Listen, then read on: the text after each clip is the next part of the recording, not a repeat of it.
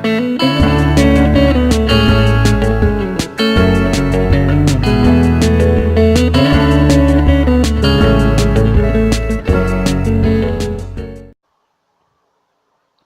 guys, and welcome back. So we're going to be playing Desire and Decorum, Book 1, Chapter 1. Is court or be courted when you learn you're one of the most eligible heiresses in England. There's true love await for you at the Grand Edgewater Estate. I am excited, people. I am ready for this historical fiction. So let's get into it. Hopefully it's good. Oh my goodness, my first historical fiction book, I'm telling you. Desire and Decorum. Welcome to Desire and Decorum. Before your adventure can commence, you must choose a look befitting the English countryside. Don't mind if I do. Oh, she's cute. Oh, everybody's cute. Well, you know what I'm gonna choose. Phase 3. Excellent choice. How would you like to style your hair? Ooh. Not my style. That kind of doesn't really fit. Ooh, now this definitely fits. Um, This looks like it could fit like a commoner. Like, I think, am I a commoner? I don't know, I'm gonna be an heiress, so. But I really like this too. I might stick with this.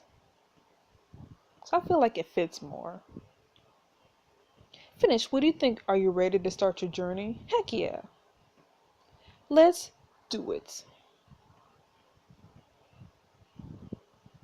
Brilliant. One final thing. What shall we call you? Clara, okay. I see you, Clara. I see you.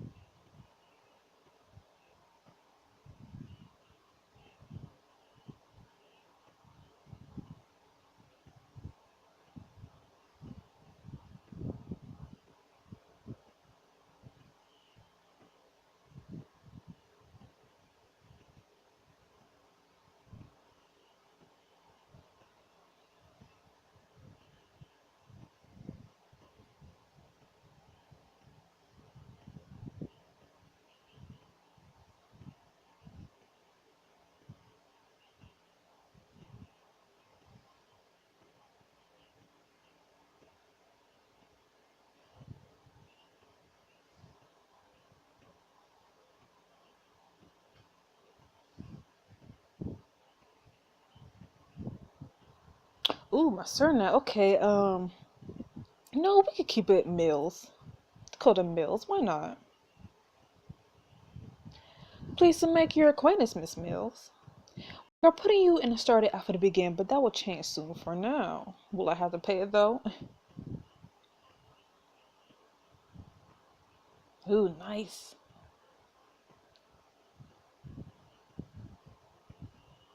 Desire and Decorum. Chapter 1, The Journey Ahead. The year is 1816 in your small country village of Grovershire, England. You sprint up a hill, the tall blades of grass hitting your knees. Your arms fly out to the side, catching the wind the faster you run. And it's so nice just to escape for a moment. Dakota, there you are. You turn around and see your best friend Briar Daly at the bottom of the hill. You smile and run down to greet her. I suppose I shouldn't be so surprised to find you here. You've always been a bit wild. I prefer free-spirited, but can't you earnestly blame me, Briar? Look at all these flowers. The two of you laugh as you set down the path towards town. As you turn the road, a horse suddenly gallops across your path. The rider looks back at you. We already know he's going to be a love interest. Can't believe the nerve of him. We are walking here. You're about to encounter your first choice. At least pleasant looking F you. Whoever's business, I'm sure he had enough time to apologize. Stop and apologize. Perhaps he removed the stick wedge between his. Oh! Briar! Now let her continue. Briar takes a moment to regain her composure. Well, I can't say much for his manners, but did you see how handsome he was? Don't care. You shake your hand and laugh as the two of you continue walking. You hear Briar's mother call out from far down the road. Dakota, you best hurry home. It's your mother. No, not Mama. You take off sprinting down the road, kicking up dirt as Briar hurries behind you. You soon return to your couch, hesitating outside the door. Briar takes your hand.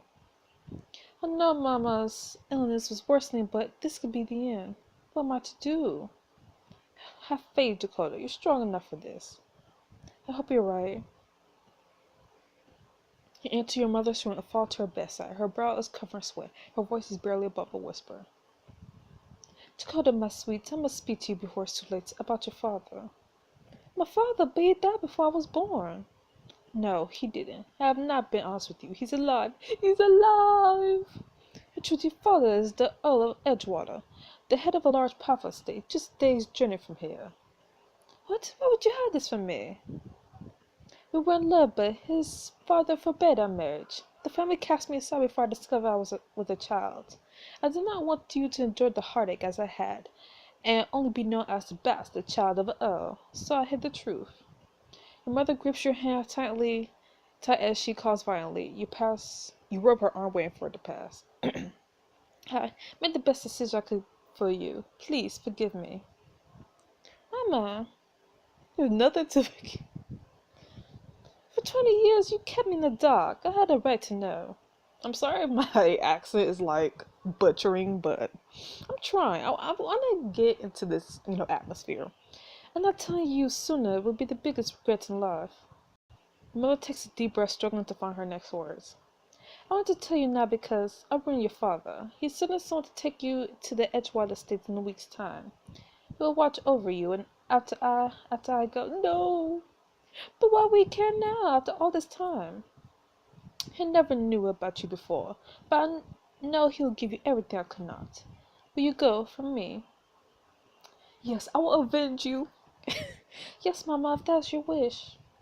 Mother smiles weakly at you, cupping your cheek in her hand. Her breathing slows. You notice her fainting. No! Be strong, my darling girl. Never forget who you are. As she takes her next labor breath, your mother begins gasping for air. It's okay, Mom, I'm here. You can sleep now. You kiss your mother's cold hand as she closes her eyes for the final time. Dang. Starting off with the tragedy. 1 week later, you and Briar stand outside your couch as a large carriage arrives. You hug Briar tightly. It's time, but how am I to survive at Edgewater without you? Well, if there was another way. I've spoken to Mom, and since there's always work to be had in great cities like Edgewater, I could be your lady's maid. Yes! Friendship! Only if you're sure. Absolutely. You know I've been looking for work lately. This would be a step from Grovershire, not to mention we'll still be good together. So someone needs to watch your back. I can't think of anyone better to accompany me. Good, because I always said my goodbyes to my family, so I'm ready to follow you wherever. Best friend forever. I suppose this is fair, seeing as your mama is looking after my house. You look back at the couch and Bart squeeze your hand reassuringly. Wherever Mama is, I'm certain she's smiling to see us still together. I thought you had wanted any other way. The carriage comes to stop in front of your cottage, and a footman hops out the back. He bows courteously to you both. Miss Mills, I presume. I'm Mr. Arthur Woods. I'm the butler and head footman at the Edgewater estate. A pleasure to meet you. Allow me to introduce my dear friend and our lady's maid, Miss Briar Daly. Briar offers her hand to Mr. Woods, grinning widely. He kisses it, locking eyes with her. It's enchanted to meet you, miss. I can only help out the men at Edgewater as a charming and fine as you, Mr. Woods. Well, I can say for certain you're now the most alluring lady's maid. What? Mr. Woods blushed and finally pulls his gaze away from Briar. But please you, the dowager Countess of Edgewater has made arrangements at a dressmaker's shop along the way. When you're ready, we'll be off. You Briar slide into the carriage as the horses pull away from your house. And arrive at Atlanta shop not long after. You and Briar enter, noting the exquisite gowns, dresses, and hats surrounding you. Nice. I can hardly believe my eyes. I've never seen such marvelous clothes in my life. And I still cannot believe you're Noah's daughter. You need an outfit befitting of such a wealthy and powerful family. You do realize I'm still the same person I was a week ago, yes? That doesn't mean you can't wear something worthy of the title. Briar flits around the shop, returning soon with several dresses. Are those all for me? If they're not for me, go ahead and try them on. Time to choose your first outfit. Various looks throughout design Decorum will allow you to unlock exclusive things, improve your social standing, and impress love interest. Yeah, we know. This looks nice. That looks nice too.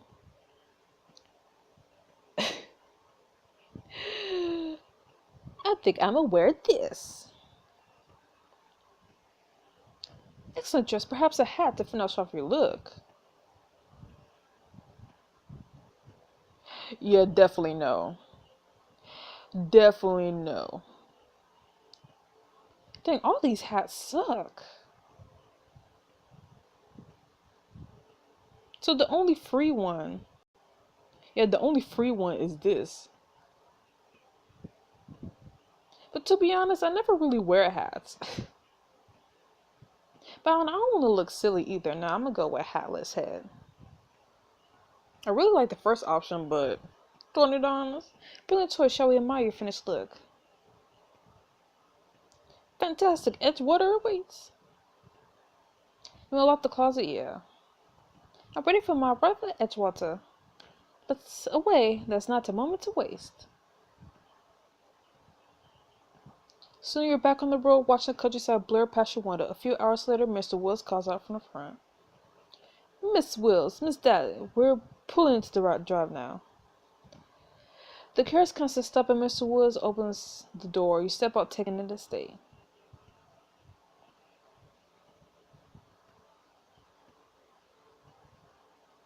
Nice. Your father owns all this. My word. This estate could fit my home 10 times over. It's absolutely breathtaking. I've never seen a place more gorgeous than this. A groom rushes forward and takes care of the horses. He smells warm like June briar. Welcome to Edgewater, miss. We've been looking forward to your arrival. Thank you, sir. I'm glad to be here as well. I hope it's not a place, but I wish you the best day, and hope I'll see more of you. Bells currently escorts the horses back to the stables while Briar murders to you. Whoever he is, a doubly already taken a fancy to you already. Are all men as fine as him here? I'm only interested in the females. Briar, do you think I'm nothing but romance? Yes, there are also balls and horses and new dresses and this grand estate is absolutely unbelievable. Uh-oh. If I were you, I wouldn't be accustomed to it. You spin around and notice a noble woman glaring at you. I beg your pardon. Regardless of my dear husband's attentions, you're his bastard nonetheless. It's quite enough, Countess Henrietta, to go as a guest at this house, and I don't believe the Earl will appreciate her being treated any less. Treat her less. I'm simply reminded to her to know her place as a natural daughter she is. Do you think all estates come with wicked stepmothers like her? Or are we fortunate enough to find the only one that did? You step full a laugh as Countess Henrietta snares at you and Briar. Then turns on the heels towards the house. So sorry, Countess Henrietta insists upon greeting you, but I suppose it's a right as lady of the house. I'm glad I'm not her lady's maid. I should think I'd go completely mad. You must be Dakota's lady maid. I keep breaking out of her voice. You must be Dakota's lady maid. Why did you set her luggage into the room? I should like to speak with Dakota in private. Briar curtsies to you both and disappears to the house with your bags. The older noblewoman turns her gaze towards you, eyeing you carefully. Yes, I do see my son in you. Your son, so you're Dominic, the Dowager Countess of Edgewater, your grandmother. Turn for me, Dakota. I need to see what we're starting with. Your grandmother twirls her fingers, waiting for you to comply. You're coming up a choice that can affect your social standing, showcase your manners, and you're more likely to rise in high society. Well, I'm not gonna go against her. She's my grandma. You slowly turn the place, looking pensively at the Dowager Countess. Like this? Precisely, it's good to see you can take direction well. Grandma nods to herself and continues to observe you fully. Good figure, strong face features, the more personality. Perhaps we'll make a lady out of you yet. Thank you, I think. You're quite welcome. As soon as your mother went with my son, he is to bring you here. It won't be easy going from a village girl to Earl's daughter. But if you have any of my son in you, you'll be a accomplished lady and a great jewel Edgewater in no time. I'm honored that you think of me in that way, little grandmother. I will try not to let you down. As the two of you head towards the door, it suddenly flies up a familiar, brooding nobleman, walks out briskly, coming to a full stop directly in front of you. Oh, it's that guy from earlier. And yet I cannot say the same of you. Oh, has nearly run over young women become so commonplace? I should think our previous encounter would have left quite the impression. You are sincerely quite to judge. So you make it so easy with your warm personality. It's apparently the picture of a perfect gentleman. Your grandmother looks between you and the nobleman. Her eyes lit up with amusement. As long as I've been anticipating this meeting for a while now. Dakota, allow me to introduce Mr. Ernest Sinclair, master of the nearby Lefford Park. And Mr. Sinclair, may I present Miss Dakota Mills, my granddaughter. Ah yes, she must be the Earl Edgewater's natural daughter. He mentioned you will be arriving soon. At long last I could put a name to the face that nearly trampled me in Groveshire. Or Grovershire.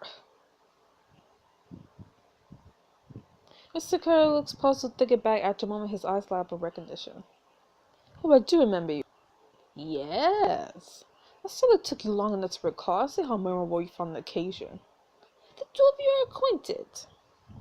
Only in passing, but the encounter remains etched in my mind. How could I forget such a hasty, ill-mannered meeting? Did you ever pause and take into consideration that I had pressing matters to attend to, miss? Surprisingly, you cannot afford 1 minute to apologize. My dear, don't tease Mr. Sinclair, so he is one of the most eligible bachelors around. Your grandmother drops her voice so only you could hear. And one of the wealthiest landowners around here as well. You turn back towards Mr. Sinclair, staring at the two of you with one brow raised. No, I must admit I'm surprised that the man of your fortune is unwed. But I suppose even weather position has limits. Perhaps your fortune will change, so I'm not flirting. Without the proper sense of charm and decorum, I imagine many women would be unwilling to enter into marriage. You will make my character as such, remarked man. Heavens, no, I've only known you for a short while now. I'm only to shed some light on the situation. I should think your faults will quite the test for any young lady to live as your wife. Boom, baby. Mr. Sinclair's gaze remains fixed on you. You stare back, challenging him, while your grandmother smiles mischievously next to you.